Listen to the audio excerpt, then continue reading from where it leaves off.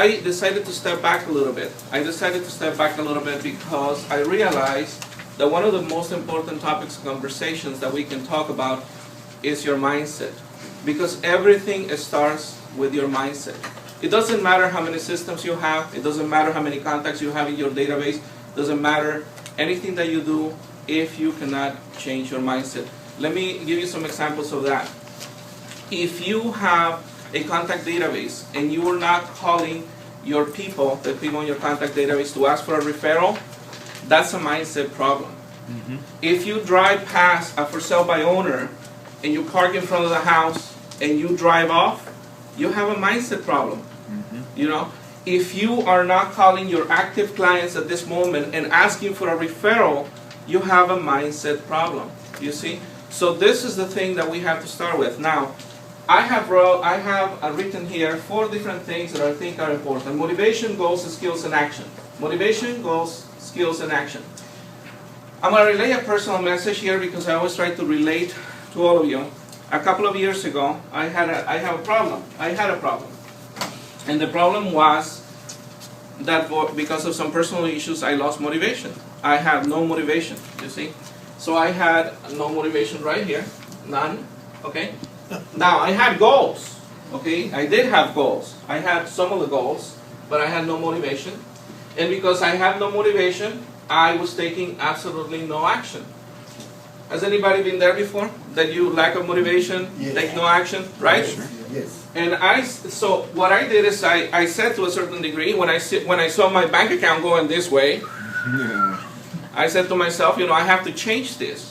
And how do I change this? Well, I developed this table here that says, if you have no motivation and you have no goals, you will fail. You see, and you can see the table right there on the paper. So I'm going to go really quick on this because I only have half hour. Now, if you have high motivation and you have no goals, you may succeed. But the more likely scenario is that if you have high motivation and you have high goals, you will succeed. Now let's go back to skills and action right here. Skills and action. If you have no skills, okay, and you have no action, you will fail. No skills, no action will lead to failure. Now, if you have high skills, well, let's see, if you have no skills, okay, and high action, and I'm talking about you have very little skills, but you're taking action every single day, you may succeed. Because you will close a transaction every once in a while, right?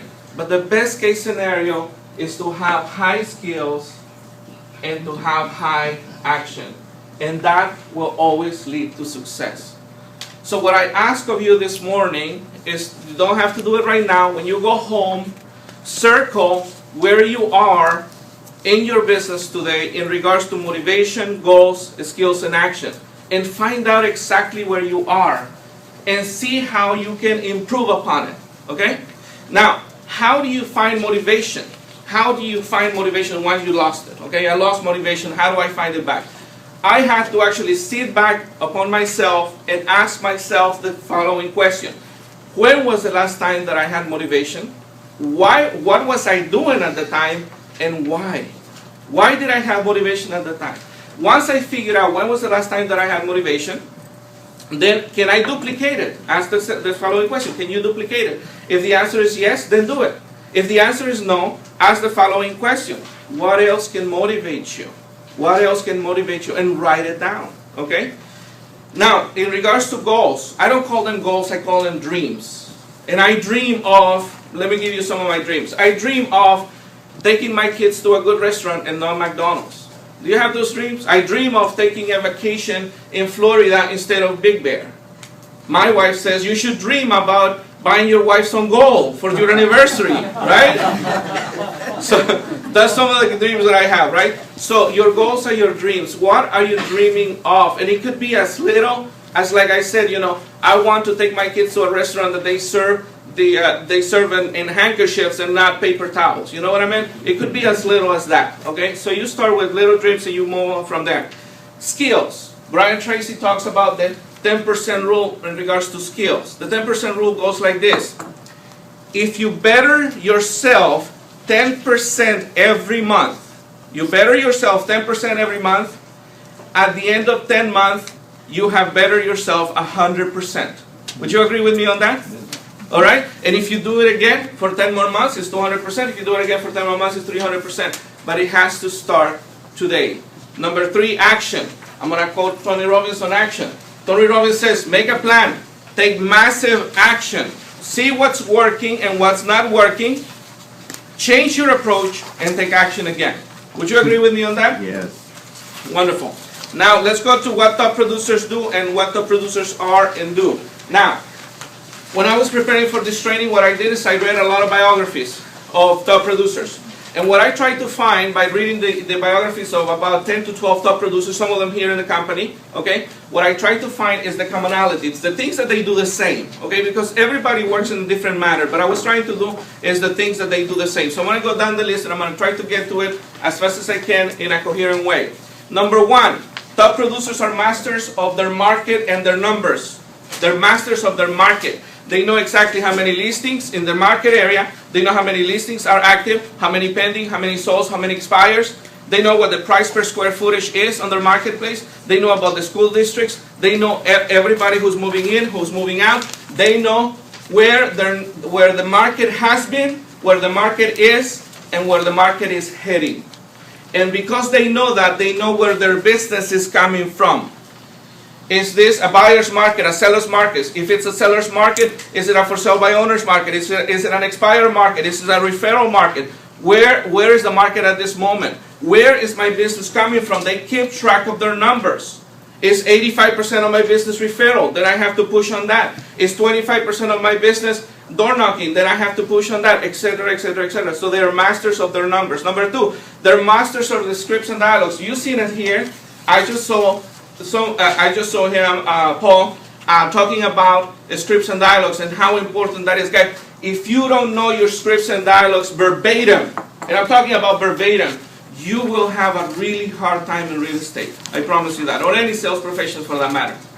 Let me give you an example. The expired script. That's one of my favorite scripts. Call in. Hello, may I speak with Robert? Yeah, this is Robert. Hi, Robert. This is Ronnie Velasquez, Prudential California Realty. I noticed that your property is no longer in the market. Do you still want to sell it? Well, we're thinking about it. I'm not sure. I understand how you feel. May I ask you, why do you think your previous agent was unable to sell your house? Because he's a moron. Okay, I can see that. No problem. Now, Robert, may I ask you a question? If you give me 15 minutes of your time so I can show you one way, just one way, that I could have sold your home at the price that you had it listed for, would you give me 15 minutes of your time? Well, I'm not sure. Okay, I'll tell you what, Robert. I'm not going to waste your time. Give me 5 minutes of your time, and I promise you this. I promise you that if you don't like what I have to say, I will not bother you again. Will that be fair enough? Okay, that's fair enough. So when is it better for you? Is it tomorrow or the day after tomorrow better for you? Oh, tomorrow. Is it 6 p.m. or 8 p.m. better? 8 p.m. I'll see you tomorrow at 8 p.m. Boom, appointment done. Do you see what I mean? Now, if you don't know those scripts and dialogue verbatim, this is what's going to happen to you. Hello, Robert. This is Ronnie with Prudential California Realty. Is your property available? No, it's not available. We're thinking about not selling it anymore. Okay, thank you. Click. Okay? And you're going to move on to the next one, right? And you're not going to be able to set appointments. Will you set up appointments every once in a while? Absolutely. But you're going to have a really hard time setting up appointments if you don't know your scripts and dialogues. Next, they became master speakers. None of the top producers that I read off, they started off being great speakers. They learned how to become master speakers. They attended Toastmasters. You know, they practice, drill, rehearse in the mirror. They practice every single day, etc., etc. So I think that's important. They have 1 to 4 accountability partners, and they have 1 to 2 script partners. And they meet. That's what they call mastermind alliances. And they meet once a week, once a quarter, once a month, once a year, and they practice and they keep accountability on themselves. They have written goals. They have 10-year goals, 5-year goals, 12-year goals, 1-month goals, but most importantly, they have 1-day goals. What is your 1-day goal? What is your goal when you wake up in the morning for today? Forget about 10 years from today. 10 years from today is too far away. If you have a 10-year goal, you can't see it, you can't touch it, you can't feel it. It's too far away. Why don't you start with a 1-day goal or a 1-week goal and go from there? Right? Next one, well, they have the purpose for the day. Next one, they prospect 3 to 4 hours a day with the objective of talking to 35 people. How many of us prospect with the objective of not talking to anybody? Please don't answer the phone, please don't answer the phone, please don't answer the phone, please don't answer the door, right? Has it happened to you? I know it happens to me, right? But they prospect with the intention of talking to 35 to 50 people every day. They generate a couple of leads every day. Now watch this. I didn't say they generate 20, 30, 40 leads a day. They generate a couple of leads, 1 or 2 leads a day. But it's the consistency that matters. Next point. They remain consistent on doing the same thing every day. They become masters of the tedious. You know, prospecting every day can drain you. You know that, right? So they become masters of the tedious. And how do they become masters of the tedious? Well, one of them is becoming better at scripts and dialogues. That's number one. Number two is they add fun to what they do, and they add little rewards. See, they train their brains to become rewarded for a job well done, no matter how small it is. So if your goal for today was, to talk to 5 people, all right? Let's say my goal is to talk to 5 people. Well, how am I going to reward myself at the end of the day today for talking to 5 people? Would it be a cappuccino, a nice lunch, a new tie, whatever that is, right? If you set up an appointment for the week, how are you going to reward yourself? Are you going to go get a massage? Are you going to take your wife for a dinner? Little rewards every time for doing a job well done. What's happening now is that you're training your brain that the better results you get, the more rewards you're going to get. You see? That's important. Next one. They dress elegant. Mind you, I didn't say they dress expensive. They dress elegant. That means that their clothes are clean, they're pressed, even if you have to do your own pressing, okay? They're clean and pressed. Their personal appearance is good, all right? And that's important. They love their business. Guys, I say it over and over again. Consumers want you to be passionate about your business. They are not going to be passionate about your business. You have to be passionate about your business. If you're not passionate about real estate, and for those of you that come to my classes, you know this, I am passionate about my business, aren't I? Right? I can convey that to other people. People see that in me. They go like, wow, this guy is passionate about his business. Maybe I should do business with him because he's so passionate about his business. That's important. Next one. They divorce negative thoughts and work on improve their attitude every day. Don't you think that we have to work our attitude every day? Oh, I promise you this. Every morning I wake up and I have to work on my attitude every day. Every morning I wake up and I go, oh, I have to call 50 people again. And I have to get out of that mindset and I have to say, this is what I need to do. And do it every day. Do you see a trend here? Every day, every day, every day. That's a trend right there, okay? They renounce negative friends. Tell me who you hang with, and I will tell you what you become. I'm going to say nothing else about that, okay? They run an annual and quarterly net worth check.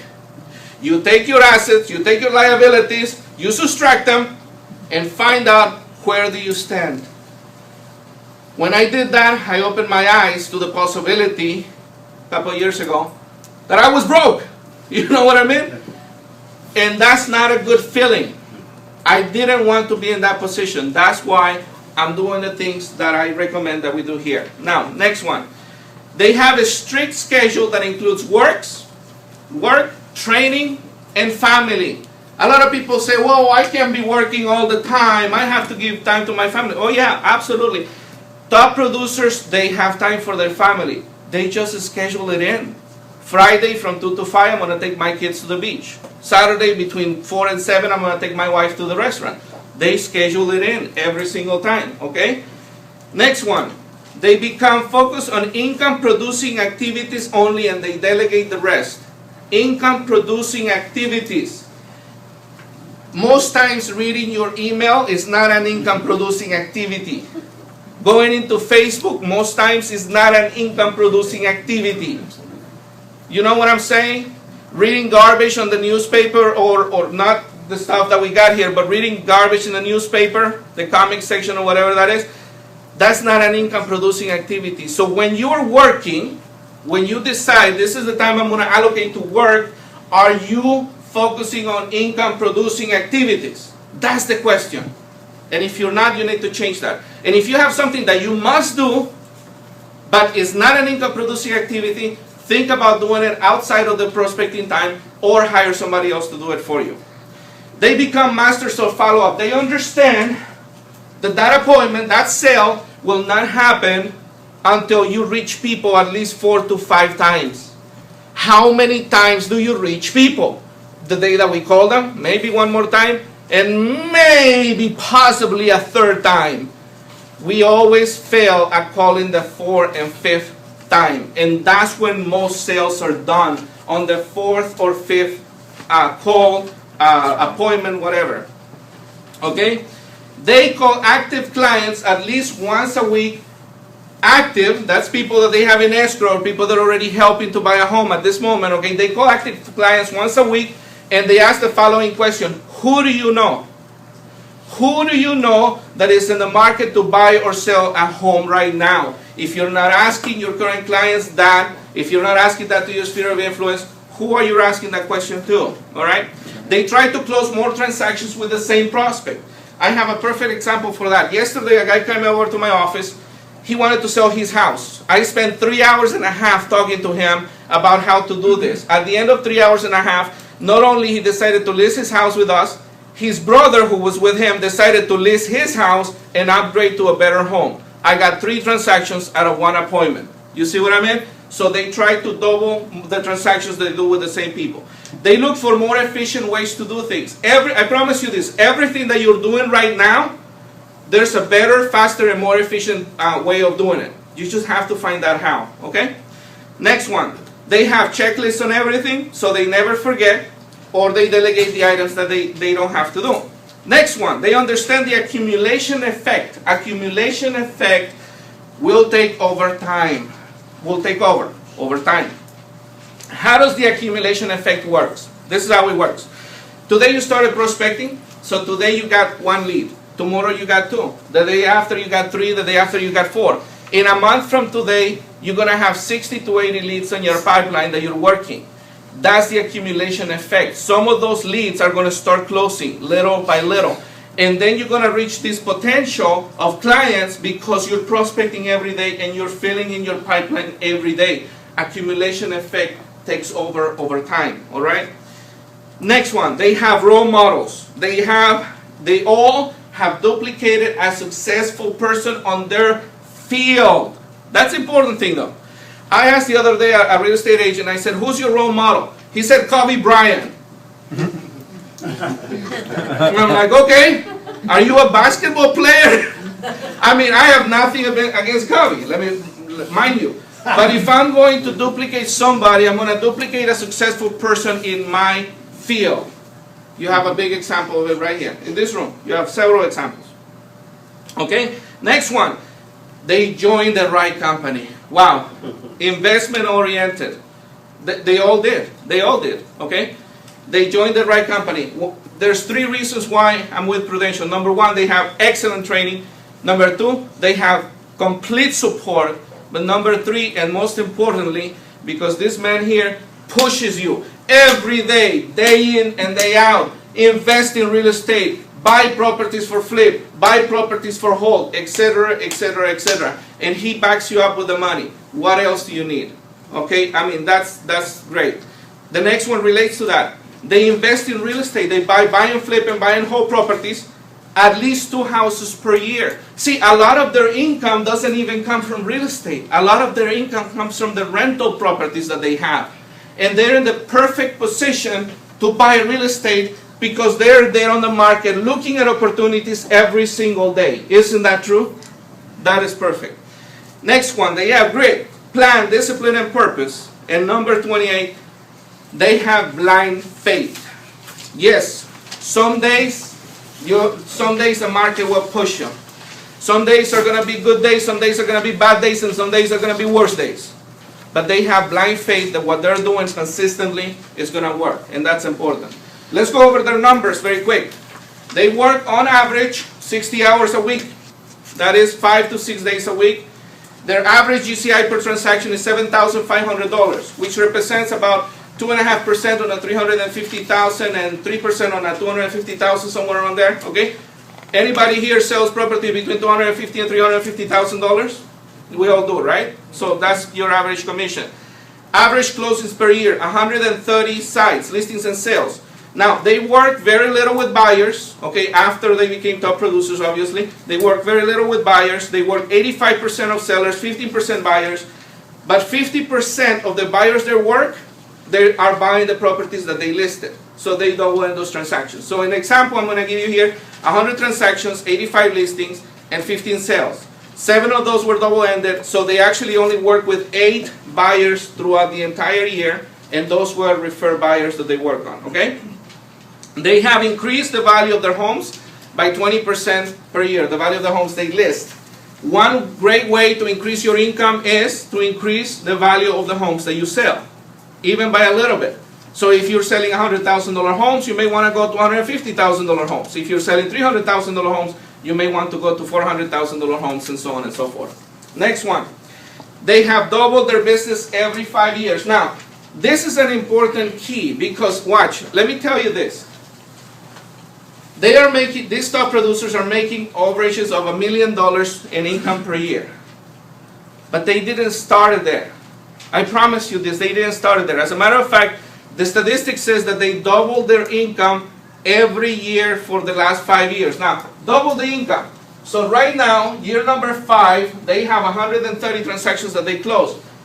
And year number 4, that was half of that, so that's 65. Year number 3 was 32.5. Year number 2, it was 16, and year number 1, it was 8. This is where they started, at 8 transactions per year.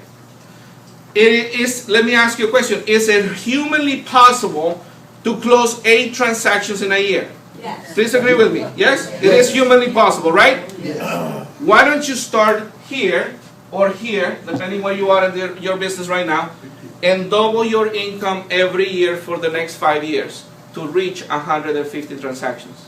Okay? It can be done. It's not impossible.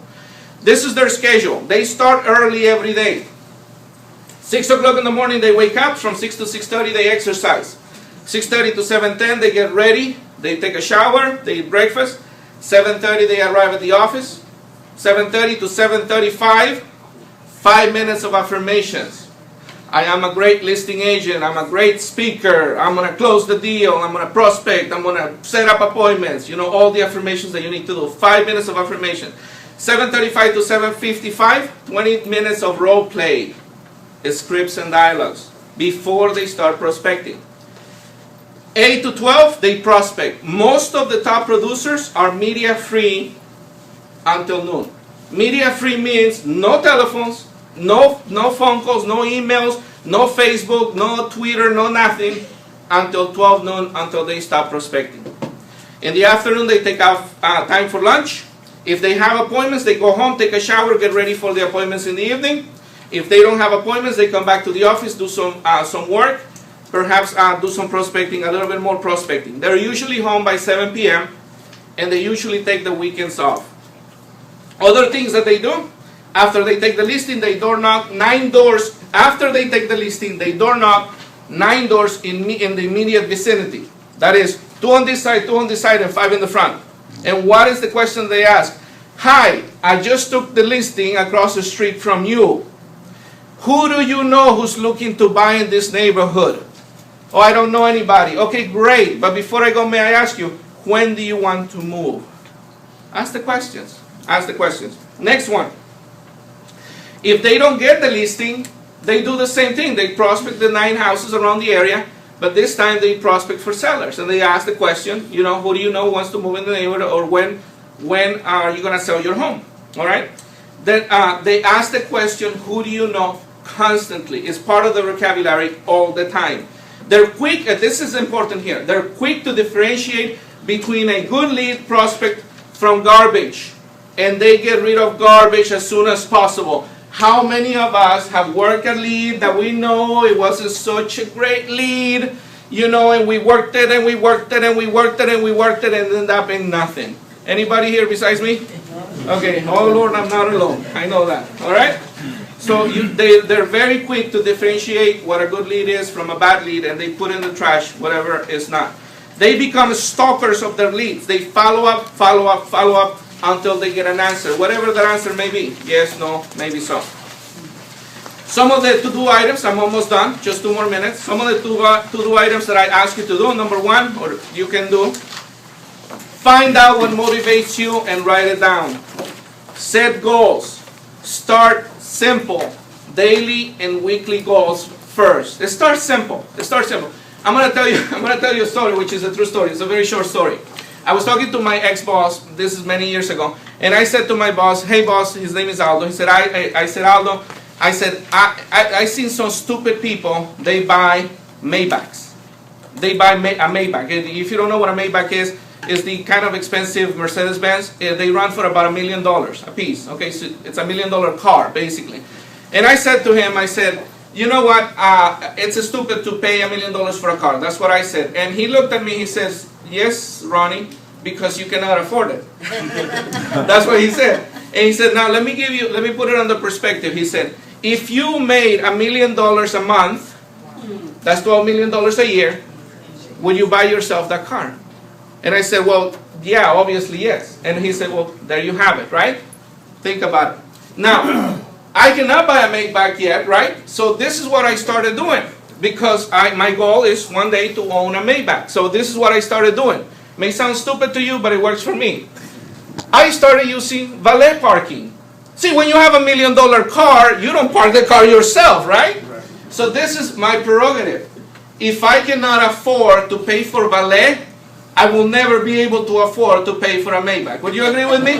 So now I force myself to pay for valet parking. I'm training my mind to get used to the idea of owning a Maybach. You see what I mean? This is the point I was trying to make. Now, they learn the scripts and dialogues, obviously.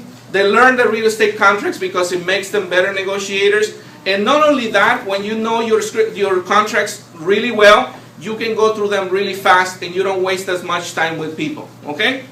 Next one. Define who is the top % of your contact database. Call them once a quarter and ask for business. Develop a good follow-up habit. Take massive action every day. Every morning, call expires in your areas. Now, this is just my advice. You can do other things. Every morning, you can call expires in your area. Every morning, you can call 50 people around one of your new listings or your office's new listings, just pending or just sold, and ask the question, who do you know? Every Saturday or Sunday evening, after the for sale by owners had open house, give them a call. Find out how their day went. Are they frustrated about not being able to sell the house? Maybe they need help. Every Saturday morning, door knock those people that you called during the week. When you take a new listing, immediately door knock 50 people around the new listing and repeat this process when the status changes from active to pending, from pending to sold. Prospecting for sellers and buyers. When doing an open house, arrive early and promote the open house to 50 people around the area. Prospecting for buyers and sellers. Keep track of your market and your numbers. And finally, and most importantly, decide that you're willing to do it. Because nothing is going to happen unless you decide that you're willing to do it. If you walk out of this room and you have not decided to do this yet, when? That's the question.